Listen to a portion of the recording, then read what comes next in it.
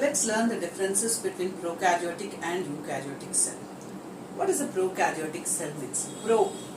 The word pro itself means primitive. Karyo means nucleus. So, prokaryotic cell. This is a prokaryotic cell which has a primitive type of nucleus. What is meant by primitive nucleus? A nucleus, a nuclear region which does not have a membrane around it. Then it is called as a prokaryotic cell. What about a eukaryotic cell? The word eu, developed, and karyo means nucleus. So, a eukaryotic cell has a well-developed nucleus.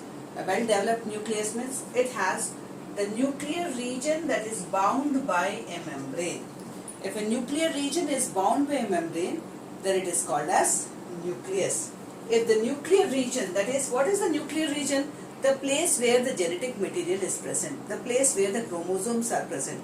So, here since there is no nuclear region, then there is no nuclear membrane. So, the genetic material, that is the chromosome, is present directly in the cytoplasm. It is present in the cytoplasm itself. Okay, in case of prokaryotic cell, the genetic material is present in the cytoplasm. Whereas here, the genetic material, that is DNA and RNA, is present inside the nucleus, inside the nuclear membrane. The nuclear region, because it is bound by a membrane, in eukaryotic cell is called as nucleus, whereas the nuclear region here, because there is no membrane, this is called as nucleoid.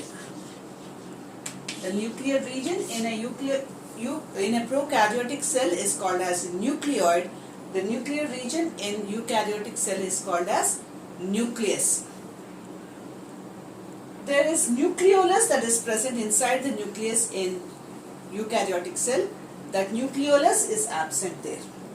Besides that, a number of membrane-bound organelles like mitochondria, endoplasmic reticulum, Golgi apparatus, lysosomes, all these membrane-bound organelles are present in case of eukaryotic cell. Here, no membrane-bound organelles are present. Only cell organelle that it has is ribosomes.